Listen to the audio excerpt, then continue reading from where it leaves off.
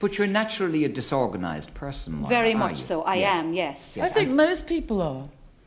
Well, Moira would be. I mean, yourself and Pat would not be the most organised people. Thank you very much. Well, I mean, is this true? Well, it is true. Yes, it is fairly true. We travel hopefully, Gay, you know, and I think somebody said it's better always to travel hopefully than to arrive. Yes, now we're forever travelling. And did you feel inferior when you read the book? I mean, yes, I did. Oh, really? I did, yes. I felt, first of all, that perhaps my house was a little bit dirty here and there, because I'm afraid I've closed my eyes to things like stains for years, really bad stains on carpets and things like that. I suppose I've never had time to notice them, really. Did you read the introduction? Oh, I did, of course. I most certainly But did. in the introduction, I particularly say that your house should be as clean as you can get away with.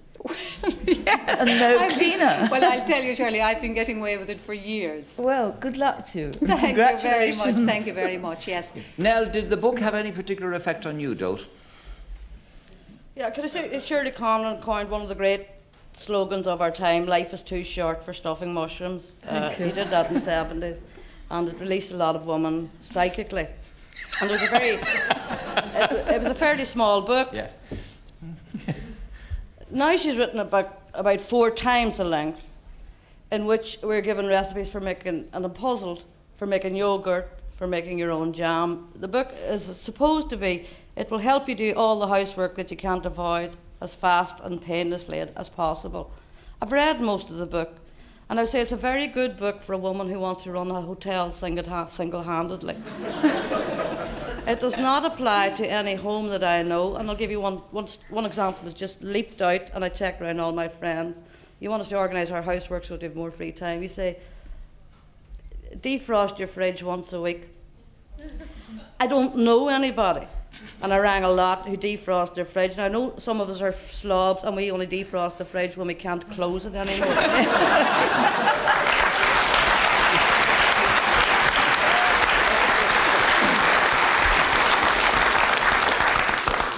But I do tell you how to do it easily with a hairdryer. Oh yeah, but nobody defrosts their fridge that I know of, even in England, because I was careful about this around England. They don't defrost the fridge once a week. And you see things like useful gadgets to buy. You say, buy a pair of sunglasses when you're slicing the onions. Vital. Why? I think it's the first bit of equipment in the kitchen. Because I love fried onions. What do sunglasses? He could learn to love onions. You don't cry. Don't you cry when you wear sunglasses? No, buy a pair of Well, that's a good tip now, Nell. Come on, I never knew that before. I mean, I've sliced an onion now and then. It must be... I buy paper hankies myself, but... My main criticism of the book is this, Shirley. I don't think housework takes that long a time. I mean, and I know you may laugh, Gay. Not the way you do it, Nell, no. Call in and see me anytime, Gay. I mean, I don't want to get diseased or infected. There's certain things I like to do, including like the odd clean sheet on my bed. I think I hope most women would agree. It is not the housework that takes up the time. It doesn't. I mean, your average 3-bedroom house. I mean, if we'd nothing else to do, we could do it easily 1 hour a day. Why can't we do it? Because there's children. Children take up the time, not the housework. You cannot defrost a child. They take up 7 hours of any woman's 8-hour working day, although the day takes a lot longer. And this book takes no account of the fact that it's children who keep getting in your way. Is that so, Shirley? That's not Surely true at all. No, I would like to ask you, first of all, did you think that the original small book helped people with housework? All I read was the slogan. I said, that woman's terrific. I then went on to buy your book, Savages, a wonderful, not really lowbrow novel that every woman should read. But forget defrosting the fridge. Sit down and read a good book. By the way, what did you say when Nell was talking about defrosting the fridge? You said something about a hairdryer. Oh yes, I told you an easy way to defrost it with a hairdryer. Just open the defrosting part, and point the hairdryer at it. See, there's another good tip. Yeah, there's two, you see. I'd like to say two things. Two sunglasses for the onions and the hairdryer. I like that. It's a big book because it's got twice as much information about it. Because when I started to update it, the section on housework is still the same. And the less said about housework, the better, as far as I'm concerned. Because the place of housework is firmly underfoot.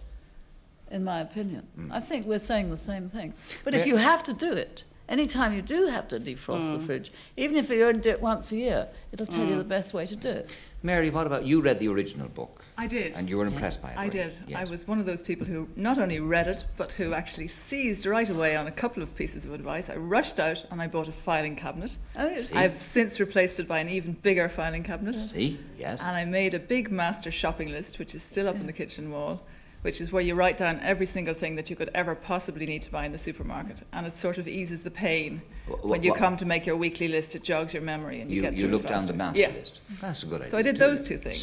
So then what's your reaction to this then? Well, maybe because I'd been through that bit of it before, I didn't feel I got that much out of this one. But for instance, there's a new idea on the shopping list, which is take your shopping list, have it photostated at the local library, and then you don't even have to write it down. You can just highlight it. And go. Yeah. You've Very added quite good a at lot of letting other bits to people this do one, shopping, and I yes. thought some of the additions were very good, actually. There's a great bit about how to have a small nervous breakdown, which I'm planning, actually. How do you have a small nervous breakdown? Oh, it's great. You retreat from life completely, from the world, for 3 days. Yes. And the first day, you do absolutely nothing. You just lie in darkness. And then the next day, you allow yourself to think a little bit about why you're so stressed, and you write down a couple of sentences about it. But you do very little else. And then the third day, you kind of emerge a little bit more. It's brilliant. And after that, you're all right. Well, Come out so smiling. Shirley tells It's us. very important to take it seriously. No, I Well, If you Yeah. feel you Yeah. can't go on Yeah. Oh, I see, anymore, yes. then you Yeah. shouldn't go on anymore. Yes. You should, but you shouldn't do anything else. And you reckon there are women all over the place who are at the limit? I think there are a lot of women at the limit, and as a matter of fact, I cut this out of the paper today. It's the British MP, Edwina Currie, who says women are risking their health trying to cope with jobs, children, husbands and home, Edwina Currie warned yesterday. And she says they're right on course for a heart attack or nervous breakdown, and she said this on International Women's Day, which was yesterday. So I thought I'd send her the book. They're under stress trying to cope with Edwina Currie. Yes. But Moira, you and Pat now are leaving Dublin and you're going to Dingle. That's right. to We've open lived a here for pub. 17 years, Yes. Gay. Pat worked in radio and I Yes. worked here. Yeah. And we're really not city people, I suppose, and we always hope to go back to Dingle, which is in West Kerry, Shirley. So we've Yes. bought an old pub there, so I will just have to organise myself. I'm afraid the book will come in. But I mean, Moira, have you or Pat ever pulled a pint in your No, lives? we haven't. No. No, we haven't. But hopefully that comes easily. Pulling a pint? People tell me that it does, yeah. And running a pub and so on. Have you any Yeah. experience of this sort of thing? No, none whatsoever. Well, I was brought up in a small shop, but that would be a completely different caper, I'm sure. I'd be used to meeting customers and that kind of thing, and that. But I've been working up to now. Pat has left for the past couple of weeks, so he's doing a couple of courses in Cahilbrua Street and doing bookkeeping and all that. But I'm just sitting back and letting him do it. Hopefully, I learn from him. And would you be efficient now about the moving? Is there a piece in the book about moving? Oh, house the or is moving. it- Yes. Well, we sold our house last year in Dublin and we moved around the corner. But I suppose we're fortunate in a way in that we have very few valuables. Again, you're thinking of cut out things, and I seem to have done that by instinct. Yeah. We have very few things, Gay. We have dining room table and chairs. We have a couple of good beds. We have very cheap bookcases and a couple of boxes of books, and that's about it. So if anything really, falls, there's nothing breakable. If anything falls off the lorry on the way to Dingle, It's it doesn't not going matter. to break our heart at all. I see. In fact, we'll probably do it ourselves. That's what I would We worry have about. a friend with Moira. a van. I wouldn't worry at all about it. Not if there's nothing there that you're really worried about. I see, yes. Nell, did you feel incompetent or inefficient or whatever after reading the book? Oh, no, not at all. No. She does say some things that I would have agreed with. I mean, like, for example, if you're going to move homes, you get a professional person to do it. Assuming, a lot of this assumes that you've got the money to pay a professional mover as opposed to getting someone with a horse and cart. Well, I haven't But you see, we know those, a lot of this book share is for people who already know things from experience, and this is where I But the don't section- understand the book. Could you just make one point? Let's see how we get on this one. You can get housework.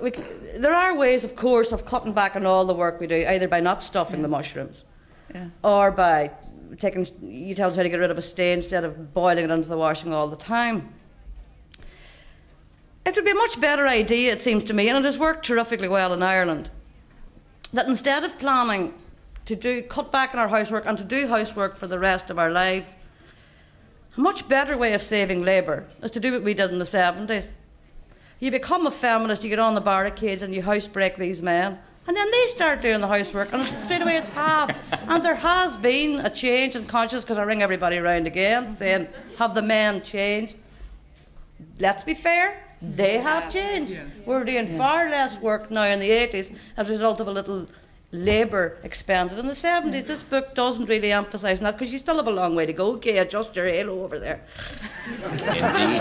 Indeed. I'm willing to spend another 5 years housebreaking you guys in order that I can lie back when I'm 50 and you defrost the fridge with my hairdryer.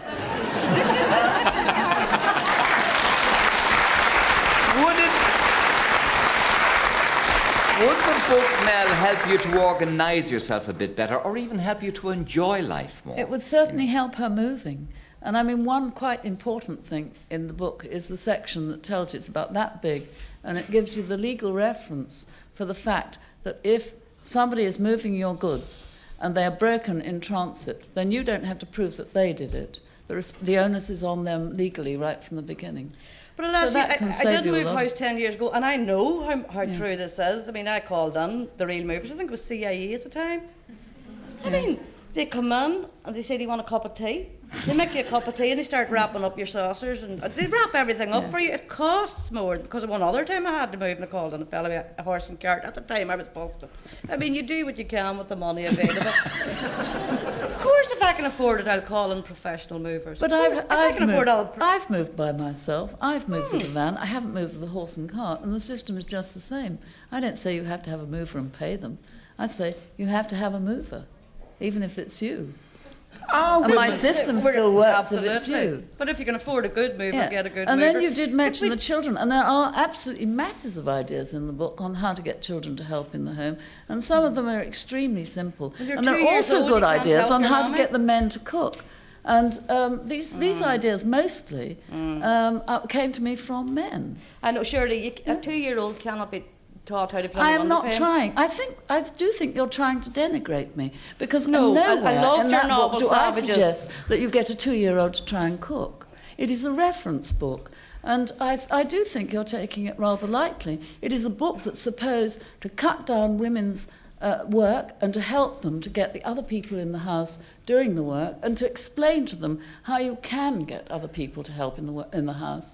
And I've gone into it rather carefully. I haven't just sat down, put my feet up, and dashed off the odd paragraph. It took a year's research, and it's taken 5 years of my life to write that book in all. And it is meant to be a reference book that you look into when you have a problem. Well, what positive things did any of you get out of it? I thought the section on working mothers was extremely good. I thought it was very positive, very level-headed, very reassuring on maternal guilt, which I'm an expert at. Tell me about maternal guilt, Mary. Well, I think every mother is. You feel you never get it right. You're trying to work, you're trying to run your home, you're trying to keep your children happy, and you never get the balance quite right. And Shirley has a nice bit in it about, I think, one of your sons who hated cakes, and yet who said to her one day, "Why can't you ever make cakes like any other mother?" That rings a bell with me, because I think children can play on your guilt when they're feeling particularly malevolent. And Shirley, why can't you make cakes like other mothers? What's the answer to that when they say it to you? I'm out there earning money. I see. They don't have time to make cakes. Right. And is that I mean, if they want cakes made, I will make cakes, but I will not do something else. I see. And do they accept that? And anyway, I don't like cakes. But do they accept that as an explanation? Oh, yes, I think so, yes. Yeah. I mean, they've seen me having to earn money to feed them. So they've very much learnt that in life you can't have it all. I don't think you can. I think you can have some things some of the time, but you can't have it all of the time. Yes. Was the making of lists a major sort of help to people? I can't visualise people not making lists. No, neither can I, but there are. I mean, I once was in a shop. I was leaving a W.H. Smith bookshop, and somebody came rushing up and asked my autograph. And I said, "I think you've got the wrong woman," because at that moment Diana Dawes was coming through the front door in the white satin and the furs, and she was the star guest. And this woman said, no, you changed my life. So I said, how? Tell me quickly. And she said, you made me carry this. And she got a little notebook out of her handbag. And she was a vet and she had 5 children, and I couldn't think how she'd manage without a notebook in her handbag with a spiral. But I think, I mean, lists are a medically approved method of sorting out your head. And when you feel things are too much for you, then the first thing you should do is just list the many things you've got to do and just do one of them.